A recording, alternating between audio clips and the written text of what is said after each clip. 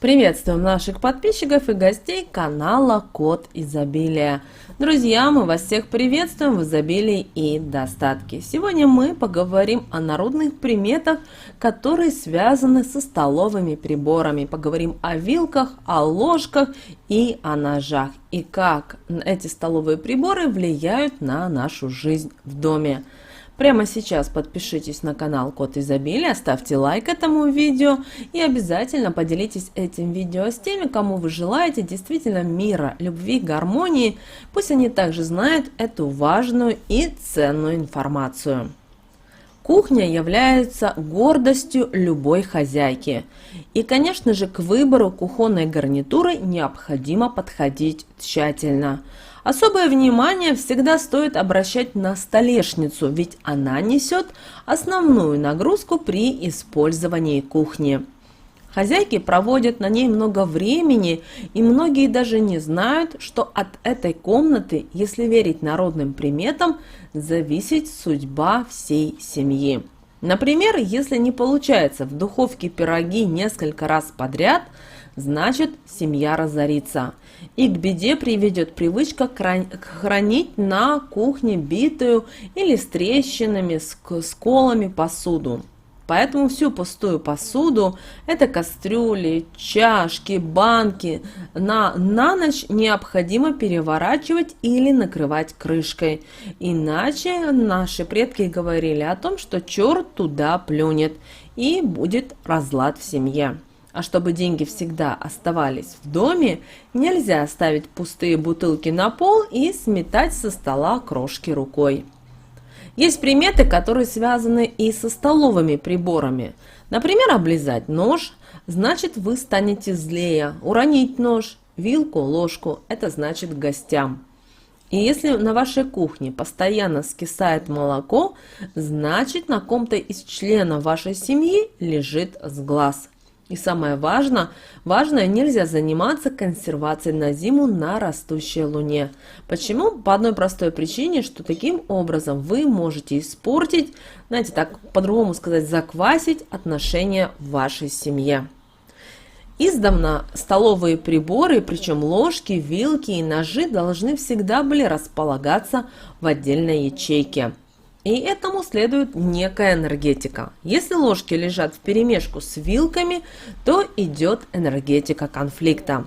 После мытья посуды используйте стакан, где предметы могут стечь от воды, но на ночь их в обязательном порядке нужно спрятать. Можно ли хранить все столовые предметы вместе? Но, например, когда столовые предметы отдельно находятся в отсеках, каждый на своем месте. И это нормально. И тогда не возникает в семье ссор, скандалов. И по поводу плохой энергетики и ссор, все приборы, если сложите вместе по своим местам, отдельно все равно вроде бы домашние ругаются, знаете.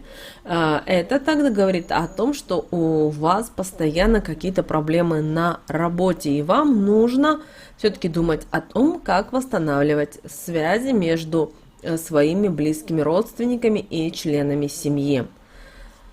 Как мы все знаем, женщина проводит много времени не только на кухне, но и со своей семьей. И в частных домах еще иногда встречается отдельная столовая, но далеко не во всех. В квартирах же о такой роскоши не может быть и речи. И давайте мы рассмотрим с вами народные приметы, которые передаются от одного поколения женщин к другому. Таких примет, конечно, очень много, и многие из нас знакомы с детства. Кстати, некоторые суеверия имеют противоядие. К примеру, если вы рассыпали случайно соль, а ссоры не хочется, киньте 3 раза по маленькой щепотке через левое плечо и поплюйте трижды туда же. Конечно же, в основном приметы касаются запретов, но есть такие, которые что-то сулят хозяйке или домочадцам. Вообще, конечно, паук на кухне – это довольно редкое явление, ведь кухню хозяйка старается всегда держать в чистоте и при этом в первую очередь. Но если вы увидели на кухне паука, то это может означать следующее. Во-первых, ссору, если паук успел сплести паутину. Пустые денежные траты, если насекомое вы нашли в стакане воды. И также это означает, возможно, о неприятностях с коллегами или друзьями, если он ползает по раковине. В целом, все народные приметы про пауков на кухне, они, к сожалению, негативные. Но ни в коем случае не убивайте их. Если найдете там, возьмите насекомое аккуратно салфеткой или платком и желательно выпустить за порог. Или попросите проделать эту процедуру кого-то из ваших домашних. И вы знаете, столовые приборы – это не просто предметы, но это неотъемлемый кухонный атрибут. И еще с давних времен ложки наделяли всегда особым статусом, а все происходящие с ней события обычно несли достаточно огромное значение. Если знаете, если упала ложка, то это говорило о том, что скоро придут гости. Если к неожиданному визиту хозяева были вы не готовы, достаточно постучать прибором по столу.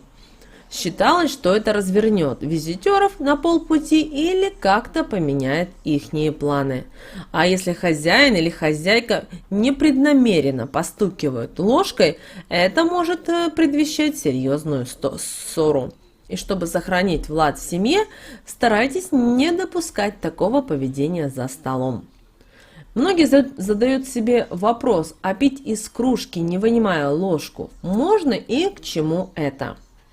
Многие скажут, но мы скажем, что почему нельзя пить с ложкой в кружке, пить чай. Давайте разберемся, и дело здесь только, наверное, больше в этикете и неловкости хозяйки дома, или, возможно, в каких-то нечистых силах. Вы должны понимать, что через металлический предмет, оставленный в кружке, нечистая сила может проникнуть в чай, а затем и к хозяину дома. Поэтому, поселившись в его тело, она полностью овладеет его душой и спровоцирует массу неприятных событий. А вот ложка, оставленная в чашке, сулит болезни и несчастья. И если вы регулярно пренебрегаете этим простым правилом этикета, то удача еще долго будет отворачиваться от вас. Для девушки не замужем оставленная чайная ложка сулит ей только одиночество. И рассчитывать на скорый брак не стоит. Правда, здесь дело не только в самой примете. Если девушка не обучена манерам, а так пренебрежительно относится к элементарным правилам этикета, то вряд ли такую особу кто-то когда-либо захочет взять замуж. Вот, друзья, вот такие народные приметы, поверья мы сегодня вам хотели дать касательно столовых приборов.